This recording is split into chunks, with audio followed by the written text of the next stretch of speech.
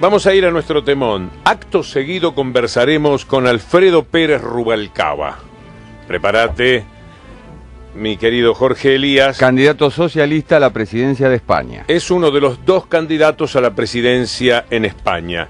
Yo noté que había publicidad de él aquí, en la radio, supongo que en otras emisoras, y dije, qué cosa tan interesante.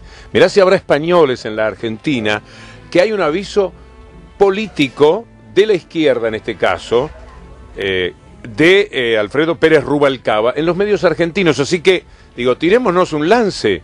A lo mejor podemos hablar con este señor y parece que nos va a atender. Así que nos dio la impresión con Hernán Abella y Fabiana Segovia de que este tema podía ser una buena puerta para entrar.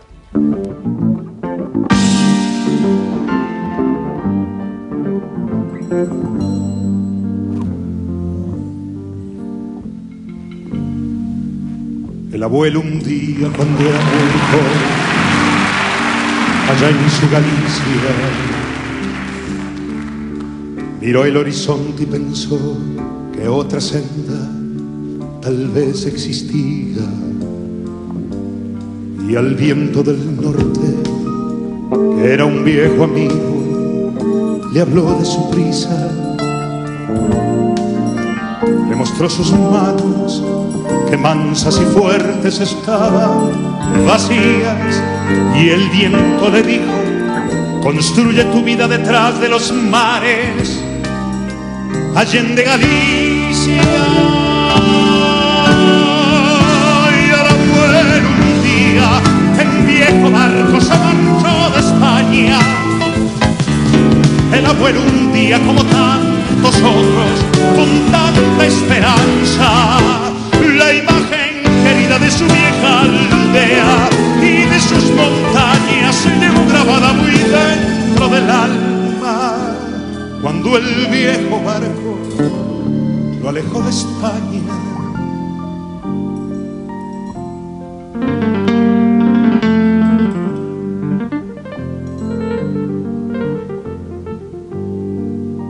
y el abuelo un día subió a la carreta de subir la vida, empuñó el arado, abonó la tierra y el tiempo corría, y luchó sereno por plantar el árbol que tanto quería. Y el abuelo un día lloró bajo el árbol que al fin florecía, lloró de alegría cuando vio sus manos, que un poco más viejas no estaban vacías. Y el abuelo entonces, cuando yo era niño, me hablaba de España, del viento del norte, de la vieja aldea y de sus montañas. Le gustaba tanto recordar las cosas que llevo grabadas muy dentro del alma, que a veces callado, sin decir palabra, me hablaba de España.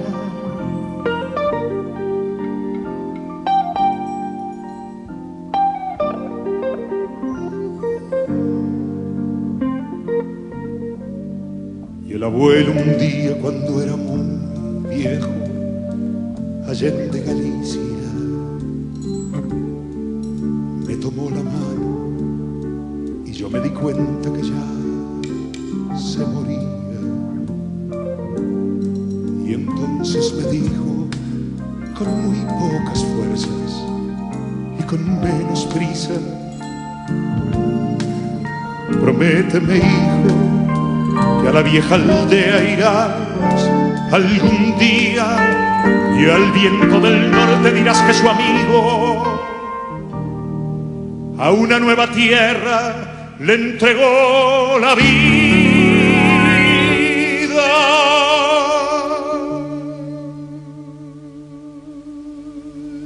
El abuelo un día se quedó dormido sin volver a España. El abuelo un día, como tantos otros, con tanta esperanza. Y al tiempo al abuelo lo vi en las aldeas, lo vi en las montañas en cada mañana y en cada leyenda, por todas las sendas que anduve de España.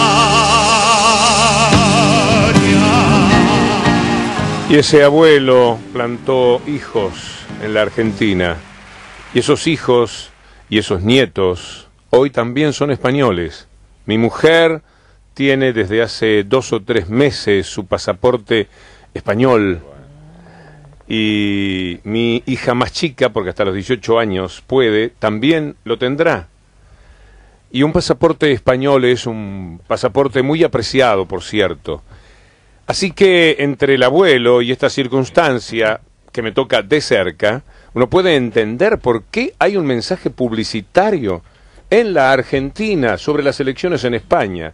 Y por suerte nos ha aceptado esta invitación a conversar el señor Alfredo Pérez Rubalcaba, porque fue un lance que nos tiramos, espero que él entienda este término mío, y nos ha salido bien. Así que lo saludo muy honrado, señor, de tenerlo en nuestro programa. Muy buenos días. Buenos días, honrado estoy yo de que me den esta oportunidad. Un detallecito de su persona que sorprende. Usted es doctor en química. Sí. De hecho, soy profesor de química orgánica. Esa es mi ocupación profesional, la que decidí cuando tenía 17 años. Estudié química, luego me hice profesor, hice la tesis doctoral, y a los 33 años pues abandoné la universidad para pasar al Ministerio de Educación, y a partir de ahí pues ya no he dejado la política. Claro, porque siempre es sorprendente, un químico, un científico, parecen que están en un mundo muy particular, casi ajenos a los avatares de la vida política, pero no es su caso. Es verdad, pero fíjese que la generación a la que yo pertenezco, que es la generación de posfranquismo, pues es una generación muy peculiar, ¿no? Porque llegamos a la política seguramente sin haberlo decidido. Yo estudiaba químicas y entré en la izquierda española porque pues notaba la falta de libertad y no me gustaba la dictadura, creía que había derechos que se pisoteaban todos los días. Fueron motivaciones, digamos, muy elementales, ¿no? Entonces, a partir de ahí entras en política para luchar contra Franco, desaparece Franco, perteneces a un partido de izquierdas, ganas las elecciones y de repente te encuentras metido con un compromiso, te encuentras frente a un compromiso político que no puedes dejar, ¿no? Y esa es la razón por la que, si usted mira la clase política española a partir de los 55, 50 y 60 años, encontrará personas que ciertamente no decidimos ser políticos, ¿no? Sino que decidimos ser otras cosas, y que en un momento determinado nos vimos involucrados en una transición democrática que hicimos entre todos. ¿Y cuál es la química que explica esta transformación del PSOE, del Partido de la Esperanza, de la izquierda de España y de Europa, hacia este momento en el cual se advierten indignados justamente en España? Cuando uno ve indignados muchas veces piensa que tienen que ver con los gobiernos, aunque sabemos que no es exactamente así, sino con ciertas políticas y prácticas que han tenido éxito en el mundo para desgracia de los pueblos.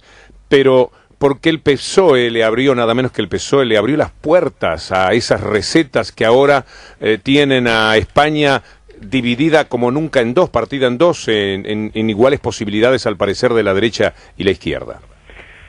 Bueno, yo creo que el problema de España hoy, como el de muchos países de Europa y como el de Estados Unidos, se llama crisis. Es una crisis financiera. Tiene usted razón, que el origen de la crisis no tiene nada que ver con las políticas de izquierdas, ¿no? La crisis surge porque los mercados financieros en los años 80 y en los años 90 pues no se regularon, porque hubo quien decidió que era mejor que hicieran lo que quisieran, que los estados y los poderes públicos no tenían nada que decir en la economía, y que por tanto la economía debía regirse por sus propias normas, y eso al final pues ha conducido a que la codicia de algunos acabe con el crecimiento de muchos países y con el empleo de muchos otros, de miles de millones de ciudadanos en el mundo. Por tanto, España vive una crisis. Es cierto que tenemos algún elemento diferencial que hay en España, que es la burbuja inmobiliaria, que seguramente pues mucha gente habrá oído hablar de ella en Argentina. Hemos crecido mucho porque hemos construido mucho más de la cuenta. Pero dicho esto, la crisis es internacional y los gobiernos que han tenido que hacer frente a esa crisis lo están pagando muy caro. Y fíjese que lo están pagando con independencia de su signo político, es decir, que en Europa las elecciones que está viendo pues están suponiendo desgastes para quien está, con independencia que sea de izquierdas o de derechas. Es como si los ciudadanos dijeran, oiga, mire, usted a mí me tiene que arreglar los problemas y si no me las arregla, pues cambio, sencillamente. Y ese es el debate en este momento en España, y yo trato de explicar una y otra vez que no es lo mismo, que se pueden hacer políticas distintas para salir de la crisis, y que no es lo mismo salir por un lado, si me permite la expresión, que es por la izquierda, que por otro, que es por la derecha. ¿Y cuál es la fórmula para rescatar al socialismo en un país azotado por un desempleo bastante alto, por el peligro de ejecuciones hipotecarias, etcétera? ¿Cómo pueden actuar sobre eso? Pues tiene que ver en parte con lo que le venía diciendo, ¿no? Yo creo que España tiene una crisis, como le decía, que no podemos negar. El mes de agosto ha sido muy malo para las economías europeas y para la economía norteamericana en general, muy malo. Creíamos en junio que íbamos a ir saliendo, y de repente nos hemos encontrado en agosto con una inestabilidad financiera enorme en nuestros mercados de deuda, y eso pues ha hecho que vuelva a haber pues unas tasas de crecimiento muy bajas en los países centrales de la Unión Europea, básicamente en Alemania y en Francia. Por tanto, parece que la recuperación se retrasa. Entonces, a los españoles hay que decirles lo primero, la verdad, y es que la recuperación no va a ser inmediata, y por tanto no vamos a poder crear empleo mañana. Empezaremos a crear empleo, saldremos de la crisis, pero esto va a llevar algún tiempo. ¿Y qué trato de decirles yo? Pues que voy a hacer todo lo que pueda por crear empleo, que creo que hay que gastar dinero público en crear empleo, hay que incentivar el empleo desde el Estado, en tanto las empresas son capaces de crearlo por sí solas, y que creo que en tanto creamos empleo tenemos que mantener los elementos básicos de nuestro estado del bienestar, que tenemos que mantener los hospitales públicos, las escuelas públicas, las prestaciones por desempleo. En resumen, que lo que no podemos es dejar a la gente sin protección social justo en un momento en el que tiene dificultades para crear empleo. Y esa es una solución de izquierdas: dinero para crear empleo desde el Estado y dinero para mantener los servicios públicos en tanto lo creamos. No sabe cuánto celebro oír esas palabras. El Estado es nuestro padre. El Estado, con sus defectos, es la única posibilidad que tenemos de zafar a la codicia, palabra que emplea usted y que es de alguna manera el sustento de otro tipo de ideologías. Celebro que en vez de apartarse de una idea madre para un partido como el socialista, por el contrario, lo profundice y se lo diga a los españoles que viven en la Argentina de esa manera. Me imagino que, de no ser usted quien es, estaría ahí también con los indignados dándose una vueltita, ¿no? Una pregunta difícil. Fíjese, desde luego hace 30 años, 40, sin ninguna duda. Vamos a ver, yo puedo no estar de acuerdo con alguna de las cosas que dicen, ¿no? Hay cosas con las que no estoy de acuerdo, pero dicho esto, hay un sentimiento de fondo que un político no puede dejar de ver. Yo acostumbro a decir que es de necios no darse cuenta que hay un malestar ciudadano que se está expresando en la calle, y además de forma pacífica, porque es cierto que en Italia ha habido algún problema, pero en España ha sido siempre de forma pacífica. Ha habido algún pequeño incidente, pero menor. El conjunto de la gente que sale a la calle sale a expresar una indignación que tiene además raíces políticas profundas. La gente lo que está diciendo es, oiga usted, a mí me está pasando algo en mi vida que no tiene nada que ver con mis decisiones. Oiga, hay alguien que está decidiendo por mí, que me está llevando a la ruina. Bueno, ese es un sentimiento que está ahí, que uno tiene que comprender y que tiene bastante de racional, porque es verdad que España se ha encontrado con una crisis, como le decía antes, que tiene que ver con un sistema financiero, con una crisis del sistema internacional, de los Estados Unidos, con hipotecas subprime, que poco tiene que ver con lo que hacíamos aquí en España y con el trabajo que mucha gente hacía, ¿no? Por tanto, si no comprendemos eso, es que no entendemos nada, y si desde la izquierda no entendemos eso, es que no entendemos nada. Otra cosa distinta es que se esté de acuerdo con lo que dicen, con todo, que tengas que explicarles una y otra vez que no es lo mismo el PSOE que el PP, que no da igual, aunque es verdad que cuando gobiernas una crisis tienes que hacer cosas que a veces resultan muy difíciles de explicar. Otra cosa es que eso nos cueste, pero no ver que ese es un sentimiento genuino que afecta a muchos jóvenes y a gente que no lo son, es una necedad política. Rubalcaba, buenos días, Jorge Elías. ¿Cree usted que los políticos han estado a la altura de las circunstancias a partir del 15M? Pues... Y me refiero a esto que de repente se vio a la izquierda unida más cerca de los indignados, al Partido Socialista medio perdido y al Partido Popular totalmente en contra, pero de ninguno obtuvo la respuesta que aparentemente esperaba.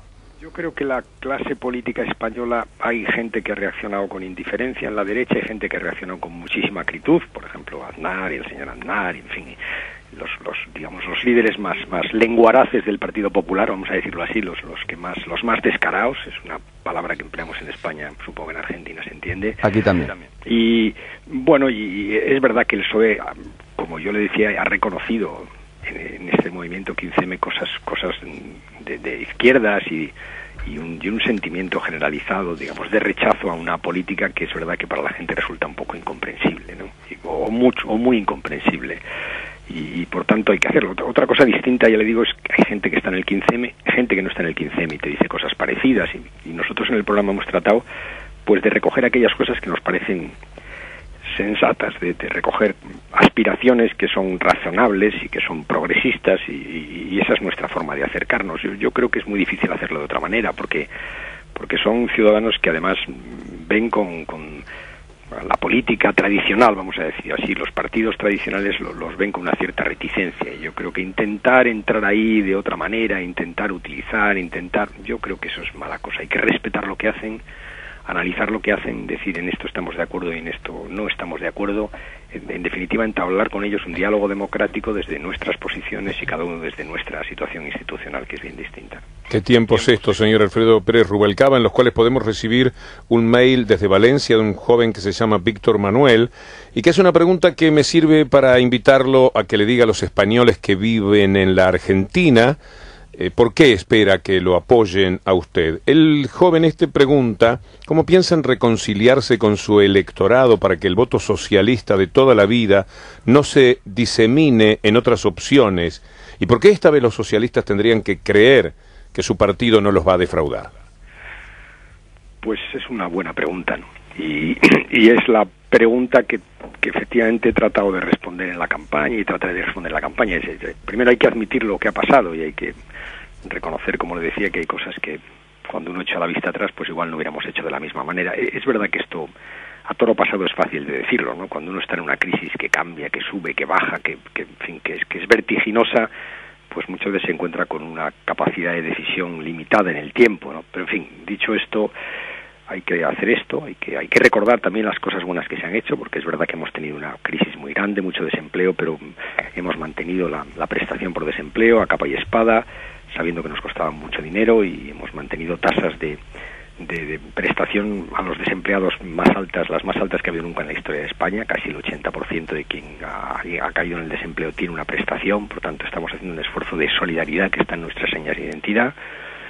Y para el futuro, pues poco lo que le decía. Yo creo que lo más importante es que los ciudadanos españoles se den cuenta que estas no son unas elecciones más, que no es verdad, que estamos jugándonos algo muy de fondo, porque es verdad que lo que está cuestionándose en Europa no es solo el modelo de crecimiento, no es solo la actuación de los bancos, también es una buena parte del Estado social, del Estado del bienestar que hemos creado en los últimos años. Y es verdad que uno oye a la derecha aquí y allá, y oye esa frase de no nos lo podemos permitir, no nos podemos pagar, hemos vivido por encima de nuestras posibilidades, y hay que decirles a los ciudadanos que no es cierto, que la sanidad se puede pagar, que es verdad que puede haber que hacer un esfuerzo y hay que pedirle un esfuerzo al que más tiene, que es cierto que en España las grandes fortunas pagan pocos impuestos y tienen que pagar más, y las hay y tienen que hacer un esfuerzo, que es verdad que la educación es vital, la educación pública, toda la educación, la pública fundamentalmente, porque es la educación de aquellos padres que solo pueden darles a sus hijos educación.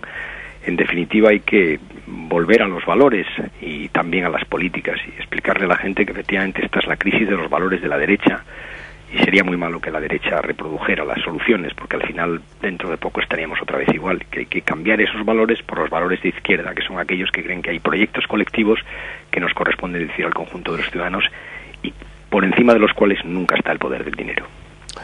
Ojalá que sea entendido su discurso, que sí, es entendido, pero compartido al mismo tiempo. Es verdad que la derecha se nutra de los errores que eventualmente se hayan podido cometer desde la izquierda para derechizar otra vez al mundo, para volver al viejo egoísmo, de la salvajada de la libertad del mercado, de los libres comercios a como dé lugar, de los bonos, de las indexaciones, de los préstamos a tasas que como a ellos se les ocurra, de crear, de auspiciar realidades económicas que luego se evaporan.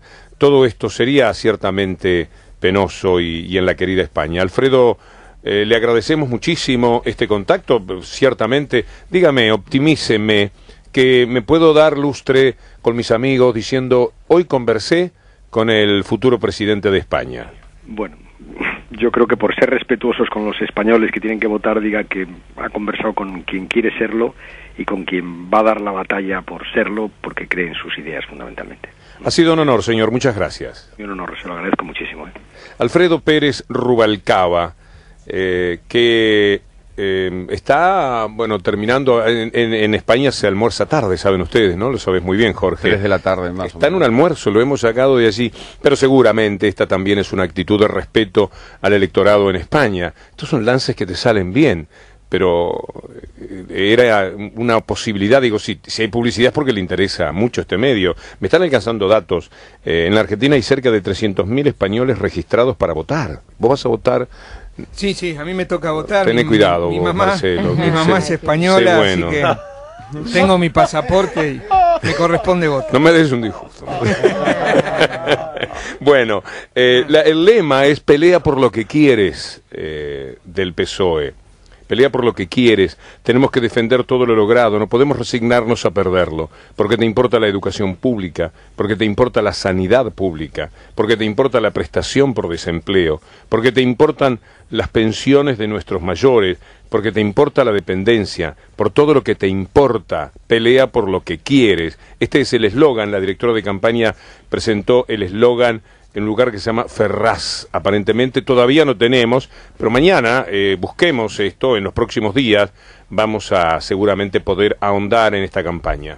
Y lo que quiere el PSOE básicamente es volver a la primera legislatura de Rodríguez Zapatero, es decir, al periodo entre 2004 y 2008 en el cual se vieron logros y en el cual se aprovechó también lo que venía de arrastre de una economía pujante, más allá de que hubiera una burbuja inmobiliaria. 2008-2012, o 2011, que es la segunda legislatura, es la catastrófica, es aquella en la cual los bancos empiezan a ejecutar hipotecas, es aquella en la cual crece el desempleo, es aquella en la cual cae la inversión y es aquella en la cual el PSOE empieza a perder. Tanto que una semana después del 15 de mayo, el 22 de mayo, el PSOE pierde en casi toda España. En elecciones regionales y municipales pierde poder y este es el temor, el factor arrastre. El factor arrastre hace que en las elecciones del 20 de noviembre tenga más posibilidades de ganar Mariano Rajoy, candidato por el Partido Popular, que Alfredo Pérez Rubalcaba. La diferencia en los sondeos hoy